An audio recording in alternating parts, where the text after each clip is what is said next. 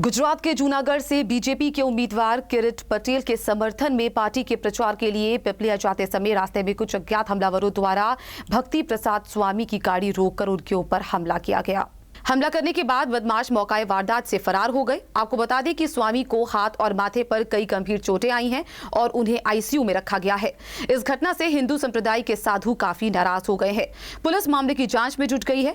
आशंका जताई जा रही है कि हमला करने वाले 3 बदमाश थे। इस बात की भी तहकीकात की जा रही है कि हमला क्यों और किस मकसद से किया गया है। असामाजिक लोको द्वारा करवामां आवेला कृत्यने भारतीय जनता पार्टी वखोड़ी काढे छे।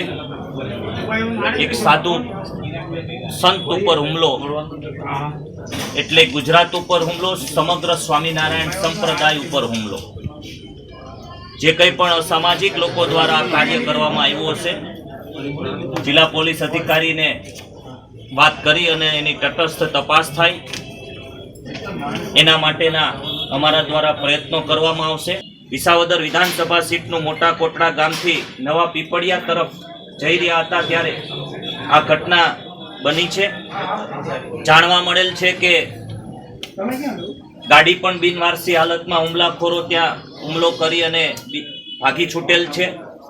गाड़ीमांथी कोंग्रेस पार्टीना खेस पण मळेल छे। એટલે આવું કૃત્ય એ ગુજરાતની પ્રજા स्वामीनारायण संप्रदायना हरिभक्तो क्यारेय सहन नहीं कर सके અને એમને જડબાતોડ જવાબ આપવાનો અત્યારે સમય આવી ગયો છે। ખેડાના મહંત ભક્તિ પ્રકાશ સ્વામી એક સભામાં ગયેલા અને સભામાંથી બહાર આવતા એમની ગાડી ઉપર હુમલો કર્યો, ગાડીના કાચ ફોડી નાખ્યા અને એમને પણ ઘણી બધી ઈજા થયેલી છે, જેઓ લોહીલુહાણ હાલતમાં અત્યારે અહીંયા ફળદુ સાહેબની હોસ્પિટલમાં આવ્યા છે, તેઓ આઈસીયુમાં દાખલ છે।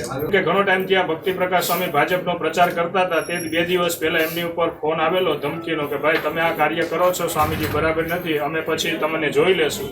એટલે એ ઉપર અમે અંદાજ કાઢીએ છીએ કે આ કોંગ્રેસના ભાઈઓએ આવું કાર્ય કરાવ્યું હોય। નવસર્જન આને ન કહેવાય, આ વિસર્જનની નિશાનીઓ છે। નવસર્જન લઈ આવવું હોય ને તેમાં શાંતિ સ્થાપવી પડે। આ શાંતિની બદલે અત્યારથી હજી તો તમે આ કાર્ય તમે સીટ ઉપર આવવા નથી ને હાર પાડી ગયા હો એવું અમને દેખાય છે। जूनागढ़ से मुकेश सखिया की रिपोर्ट।